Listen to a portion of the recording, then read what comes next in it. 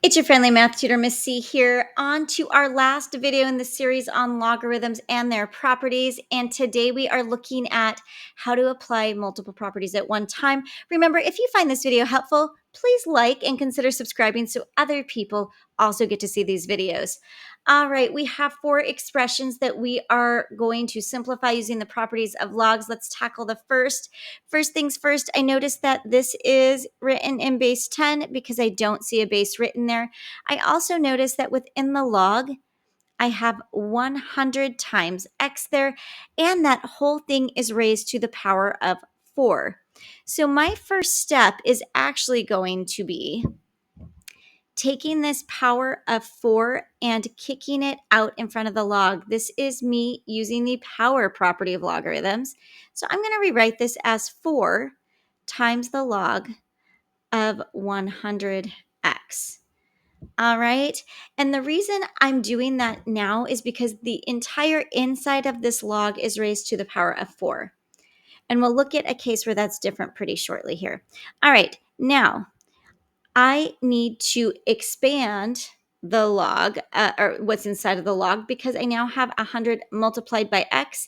That means I can expand that and use the power property of logarithms. But here's the catch. This 4 has to stick with every single log we write. Okay, so this becomes 4 times the log of 100. And now I'm using that power product property. So I'm adding because in logs, when we expand things, we write them using addition. Now we have 4, right? Remember that 4 has to stick with us, log of x. Okay, good news. We're almost in the home stretch. I'm noticing that I'm in base 10 and I have 4 times the log of 100. Well, the log of 100 is basically saying, because the base is not written and the base is 10, it's basically asking me 10 to what power makes 100? Well, it's 10 to the power of 2. So the log of 100 is 2. So if I were to color code this, I would say, let's see if I can actually make my highlighter work, that this part, this log of 100, is getting replaced by 2. Okay, so that's the substitute, that's the simplification I'm doing. And then we still, I still have my highlighter. Let me grab my pen instead. And then I still have plus 4 log of x. So my final best answer, simplified answer, is going to be 4 times 2, which is 8, plus 4 log of x. So if I were solving an equation, this is a lot easier to deal with than what I started with, which is why we like simplifying things. All right, same idea in problem 2. We have log base 2, so I'm in base 2 here, of 32 times x to the 4th.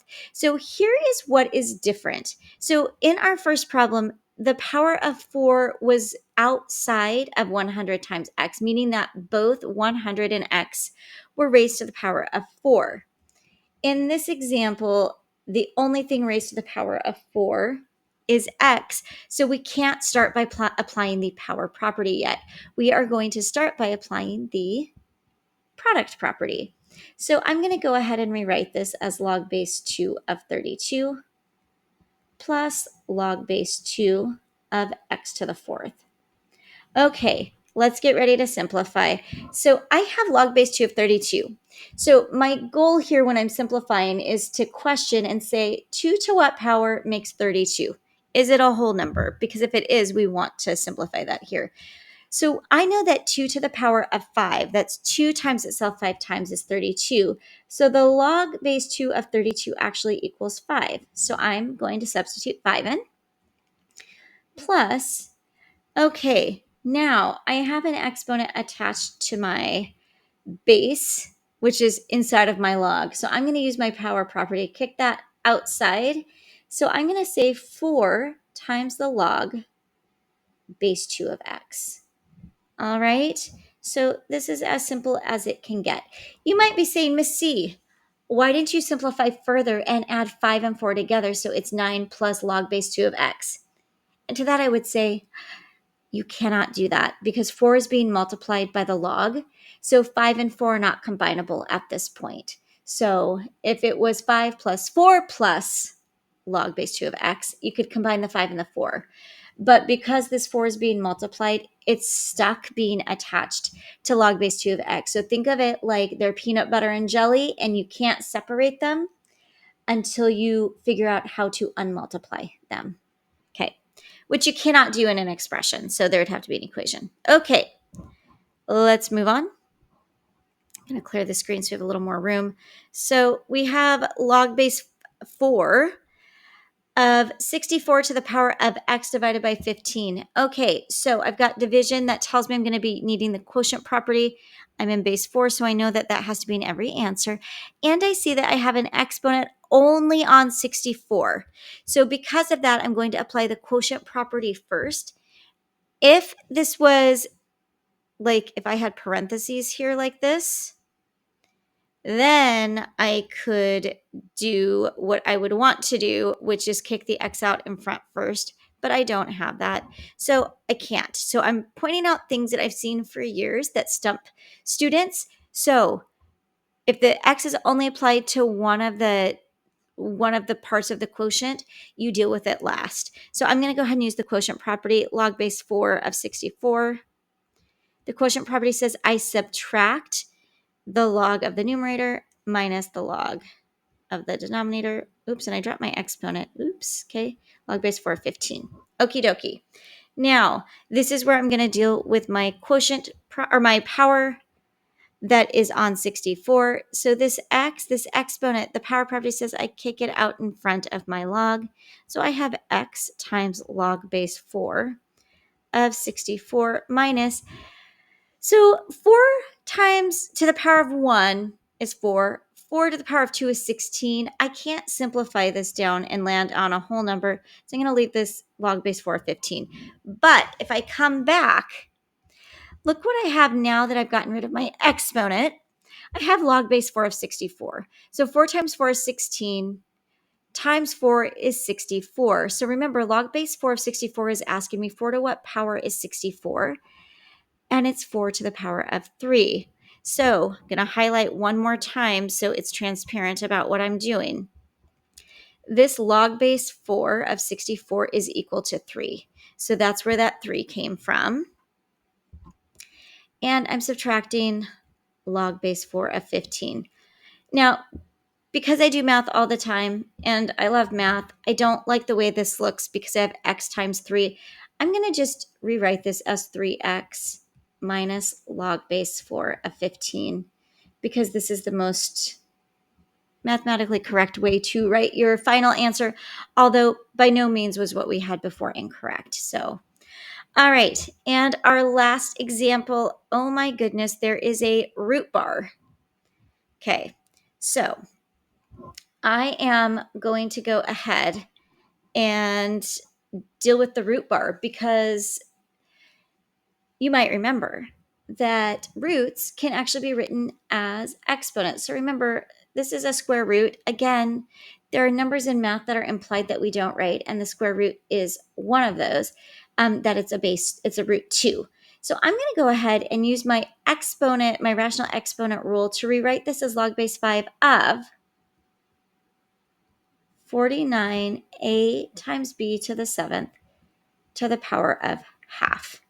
Okay, remember, the square root of x is also equal to x to the power of half. I have a video on this if you want to look more at how you get from one form to another. Okay, but we're not done simplifying yet because now we're going to apply, well, we could do lots of different things. Actually, I'm done simplifying that. I'm now going to just say that this whole thing is raised to the power of half, and I'm going to use my property, my power property, to get that half out in front. So I have half log base 5 of 49 times, or base 5 of 49ab to the 7th. Okay, so I'm noticing I still have an exponent. I can't do anything with that yet because it's only applied to b, to the base b. But I can start doing my other stuff, and I'm going to come up here and do this because I'm out of room. So this is the product property that I'm going to apply next. That's 49 times a times b. So I have the product property 3 times. So I'm going to write in front of here half times log base 5 of 49 plus half log base 5 of A, and I'm still going to run out of room, plus half log base 5 of B. Now, you might be thinking, oh my gosh, B to the 7th. Like, we could simplify log base 5 of 49, and unfortunately, we can't do that. I can't, for some reason, write my 7, line between my 7. Okay, I can't do that because 5 to the power of 2 is 25, 5 to the power of 3 is 125. This is as simplified as it can get. But I do need to simplify this power of 7. It needs to come here. So I'm going to go ahead and write down here. We have half log base 5 of 49 plus half log base 5 of A plus that 7 gets multiplied by half. Remember, when we multiply fractions, this is really 7 over 1. So 7 over 1 times half, numerator to numerator gets multiplied, denominator by denominator gets multiplied. So I have 7 over 2 log base 5 of B. So you could leave it like this. This would be absolutely fine. If I were maybe solving an equation, I might also consider writing it in this way, right? I might also want to just pull the half out of the first two terms. So that way, if I wanted to get rid of the half very easily, I could do it like this. Both of these answers are correct. And I could have pulled the half out of the third term too and just had 7 log 5 base B and put that in parentheses. It is completely up to you, and it's dependent on what you're trying to do with this next. So lots of right ways to do this. Now, one last thing. I want to just look at some common errors that people make when they are trying to simplify logs using these properties. So look at this. We have log of x, y, z to the 4th versus log of x, y, z all raised to the 4th. So we talked about this when we were doing the problems. In the first equation, or the first expression, pardon me, z is the only variable raised to the power of 4. I cannot start with the power property here. I have to start with the product property. Then I go to the power property. Okay. On this one, the power of 4 is raised to the entire thing, which allows me to kick it out front first thing. So I would personally apply the power property and then go to the product property. If you don't like that, you could just like apply 4 to every single variable and do that as a last step. But I think applying the power property and then the product property is easiest. We also have something that looks like this. So this is where we would typically use the quotient property, but check out this exponent here. It is only attached to x. So that would tell me that I'm going to start with the quotient property and then go to the power property, right? And just if you're wondering what I mean by that, what I would do is I would do log of x cubed minus log of y, and then I would come back and do my power property to kick that 3 out in front. Okay, so that's what this would be if you wanted to check your answer.